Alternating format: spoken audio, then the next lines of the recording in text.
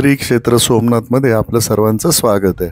12 ज्योतिर्लिंगांपैकी सर्वात प्रथम असलेलं हे श्री क्षेत्र सोमनाथ आणि आज मी इथं सोमनाथाचं दर्शन घेण्यासाठी आलोय। मित्रांनो, मंदिराचा परिसर हा प्रचंड मोठा आहे। आज जेव्हा मी इथं आलो तेव्हा सगळ्यात आधी मला हे सोमनाथ दर्शन घडवणारी जी सोमनाथ ट्रस्टची जी बस आहे ती पाहायला मिळाली। अवघ्या 30 रुपयामध्ये संपूर्ण सोमनाथ परिसरात ही आपल्याला घेऊन जाते। याची माहिती मी पुढे देईनच।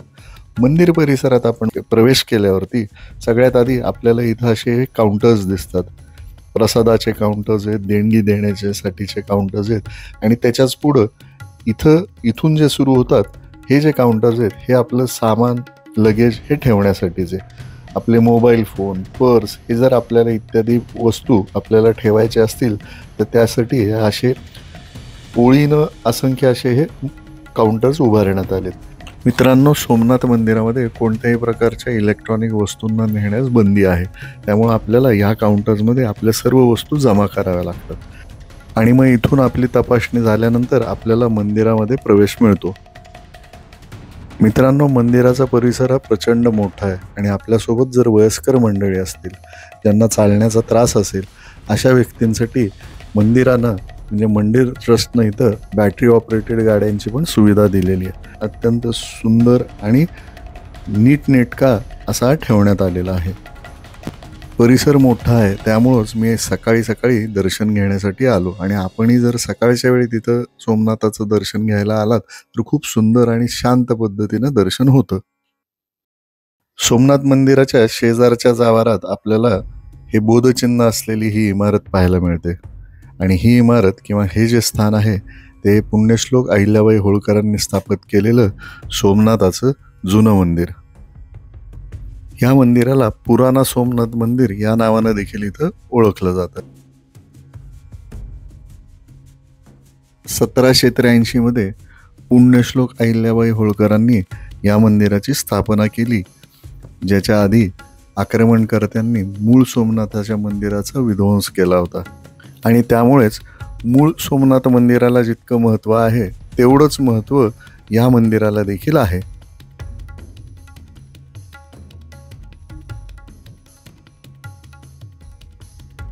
अत्यंत सुंदर असं या मंदिराचं प्रवेशद्वार आहे आणि आतमध्येच येताच आपल्याला सुंदर अशा नंदी देवाचंही दर्शन होतं आणि त्याच्याच पुढे आपण प्रवेश करतो ते मूळ मंदिराच्या गाभाऱ्यामध्ये। आज मी जेव्हा इथं आलो होतो त्यावेळेस प्रचंड गर्दी होती। लोकांचे पूजा, अभिषेक, अनुष्ठान सुरू होते। मी इथं आलो, नमस्कार केला आणि मग इथूनच पुढं बाहेर निघायचा निर्णय घेतला।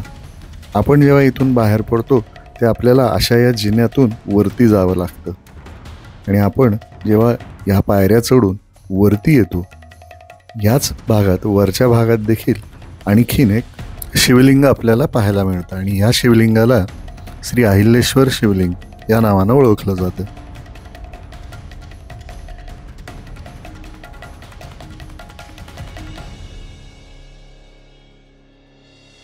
मंदिर परिसरात इतर अनेक खूप सुंदर मंदिर आहेत आणि त्यातलंच हे श्री अन्नपूर्णा माताचं हे मंदिर आहे।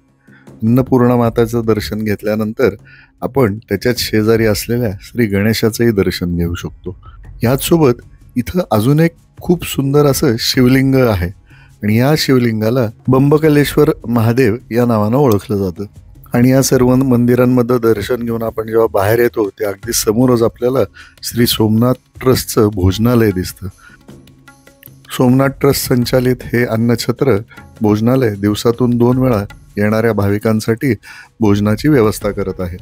ही निशुल्क अशी सेवा दिवसातून 2 वेळा भाविकांना पुरवण्यात येते। सकाळी 11:30 ते 3 आणि संध्याकाळी 7:30 ते 10 अशी यांच्या वेळा आहेत। आणि मंडळी, आता मी जी माहिती देणार आहे ती आपल्यासाठी सोमनाथमध्ये आपण राहायला जर आलात तर इथं राहण्याची जी व्यवस्था आहे त्या संदर्भात आहे। सोमनाथ मंदिर ट्रस्टतर्फे इथं 3 अतिथी भवनांची निर्मिती केलेली आहे आणि ह्या 3ही अतिथी भवनांच्या बुकिंगची काय पद्धत असते, इथं आल्यावरती आपल्याला राहण्याची व्यवस्था कशी मिळते, इथल्या खोल्या कशा आहेत, इथल्या जेवणाची व्यवस्था काय, ही सर्व माहिती मी आता आपल्याला सांगणार आहे। मंडळी, सोमनाथ मंदिर ट्रस्टतर्फे इथं 3 सुंदर अतिथी भवन बांधण्यात आलेले आहेत आणि या तिन्ही अतिथी भवनांची माहिती त्यांच्या वेबसाईटवर देण्यात आलेली आहे आणि यांच्या वेबसाईटचं नाव आहे somnath.org. आपण जेव्हा या वेबसाईटवर येतो आणि तिथं बुकिंग्ज हे ऑप्शन जेव्हा आपण निवडतो त्याच्या खाली आपल्याला या तिन्ही अतिथी भवन यांची माहिती मिळते. यात सगळ्यात पहिलं आहे सागर दर्शन गेस्ट हाऊस. त्याच्या खालोखाल आपल्याला पाहायला मिळतं ते लीलावती अतिथी भवन आणि त्याच्याच खाली पुढं आपल्याला माहेश्वरी अतिथी भवन या अतिथी भवनांची माहिती मिळते. या प्रत्येक अतिथी भवनाच्या खाली तिथं असलेल्या खोल्यांचे प्रकार त्याचे दर त्यांनी दिलेले. त्यामुळे एकदा आपले इथं यायची तारीख ठरल्यानंतर त्या आपल्याला हवी असलेली खोली आपण ठरवल्यानंतर त्याचे पैसे भरायचे आणि मग इथं सोमनाथमध्ये आल्यावरती ह्या कार्यालयात यायचं असतं आणि आपल्या बुकिंगची माहिती त्यांना इथं द्यायची असते. इथं आपल्या आधार कार्डची कागदपत्रांची तपासणी करून नोंदणी करून घेतात आणि मग आपल्याला इथं खोली अलॉट केली जाते आणि हे घेऊन आपल्याला जे आपलं अतिथीगृह आहे तिथं जाऊन हे दाखवायचं असतं. तिथं मग ही रिसीट दिल्यावरती आपल्याला आपल्या रूमची चावी देतात. इथून बाहेर पडताच पहिलं अतिथी भवन आहे ते लीलावती अतिथी भवन आणि मग त्याच्या शेजारी आपल्याला हा प्रशस्त पार्किंगचा एरिया दिसतो आणि त्याच्या पलीकडे जी इमारत आहे ती आहे माहेश्वरी अतिथी भवन, जिथं मी आज मुक्काम केलेला आहे. आता इथे आल्यानंतर ट्रस्टचा एक कर्मचारी आपल्यासोबत देण्यात येतो. हा कर्मचारी आपल्याला आपल्या खोलीपर्यंत घेऊन जातो. त्याचसोबत आपल्या खोलीमध्ये असलेल्या ज्या काही सुविधा आहेत त्याची माहिती करून देतो, त्याची नोंद करतो आणि मग एका फॉर्ममध्ये आपली सही घेऊन मग ही खोली आपल्या ताब्यात देण्यात येते. लक्षात ठेवा, या खोलीसाठी डिपॉझिट पण घेतलं जातं.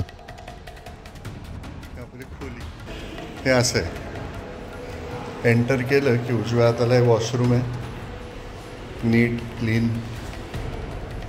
हा इथं आंघोळीचा एरिया हा असा.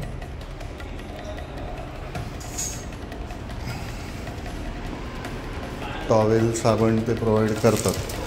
ही बेड, बाल्कनी आणि सगळ्यात बेस्ट म्हणजे आपली गाडी आपल्या डोळ्यासमोर आहे. The best thing.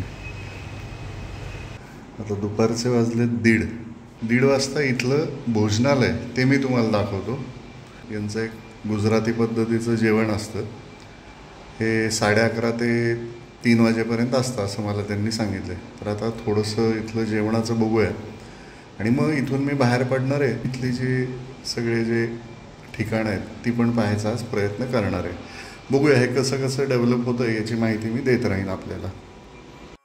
माहेश्वरी अतिथी भवनच्या तळघरातच आपल्याला हा डायनिंग हॉल आहे आणि इथं शुद्ध गुजराती थाळी मिळते ज्याची किंमत आहे 90 रुपये आणि रोजचा जो काही मेनू आहे तो इथं असा या फलकावरती लिहिलेला असतो. मी इथं 90 रुपयाचं टोकन घेतलं आणि मग माझी जेवणाची थाळी घेण्यासाठी पुढच्या काउंटरवरती गेलो.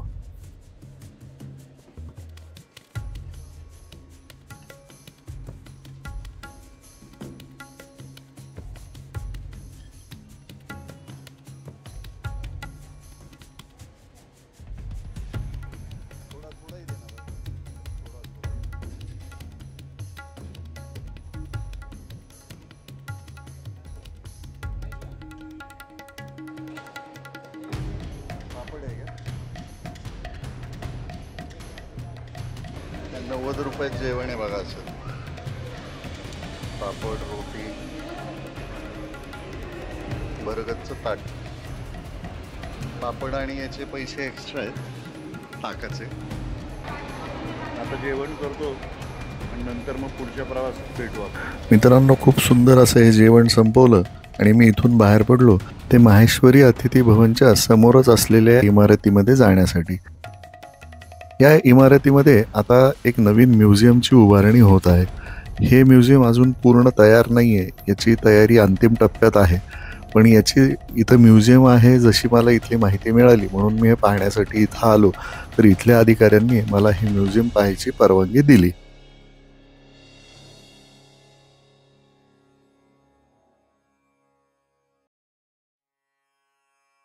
हजारो वर्षात शेकडो वेळा आक्रमण झालेला हा परिसर आणि त्यातल्या त्यात सोमनाथाचं मंदिर आहे ज्यानं 17 वेळा इथं आक्रमणकर्त्यांचे हल्ले झेललेले आहेत.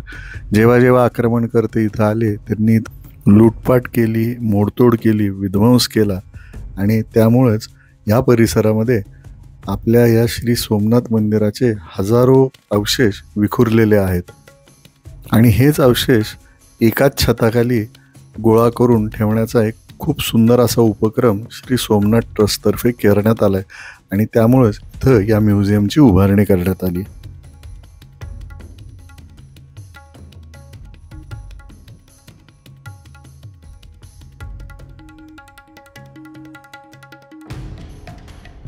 या म्युझियममध्ये मला आणखी एक अनोखी गोष्ट पाहायला मिळाली आणि ती खरंच मला खूप आवडली.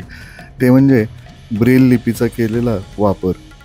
दिव्यांगांना देखील या इतिहासाची माहिती मिळावी म्हणून ब्रेल लिपीचा हा जो वापर करण्यात आला आहे, ही सुविधा पुरवण्यात आली, ही खरंच खूप कौतुकास्पद आहे.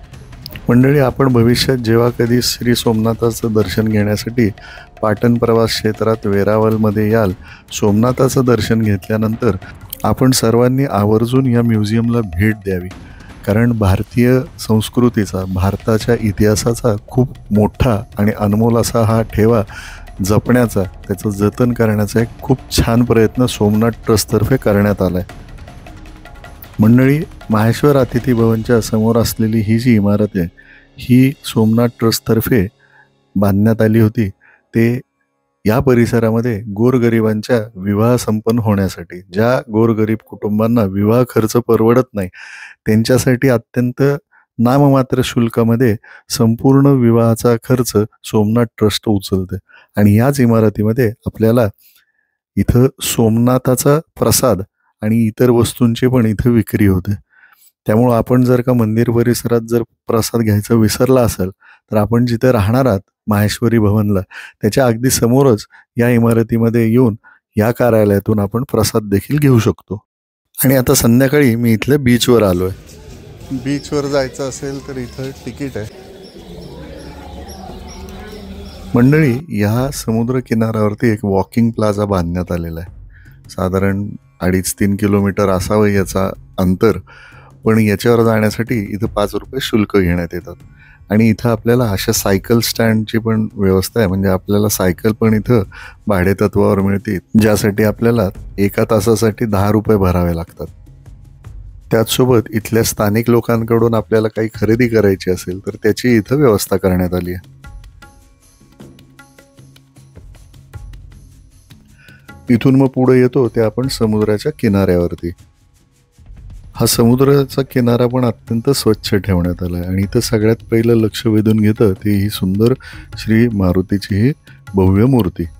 आणि या मूर्तीच्या अगदीच पाठीमागे आपल्याला तो सुंदर उंच असा कळस दिसतो श्री सोमनाथ मंदिराचा.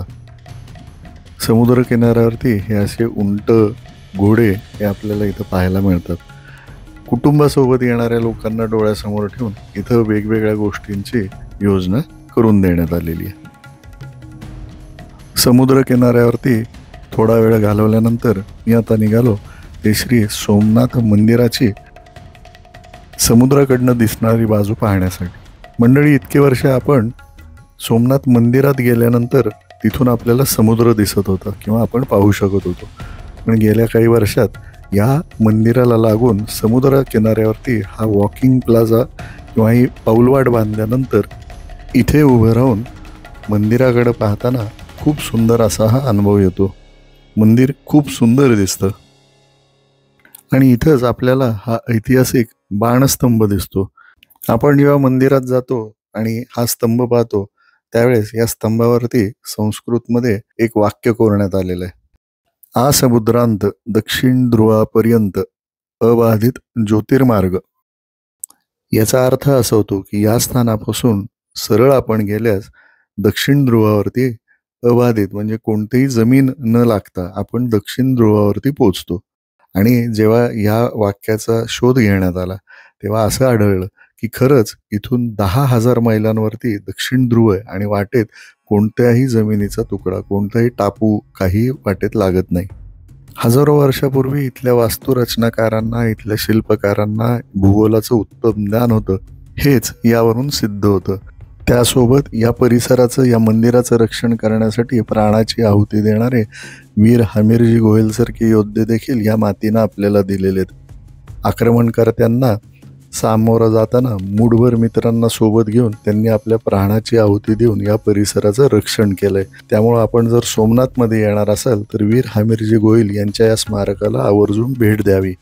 त्याचसोबत गुजरातमधला हा प्रवास पाटण वेरावल हा जो भाग आहे हा आणखीन काही ऐतिहासिक घटनांचा साक्षीदार आहे.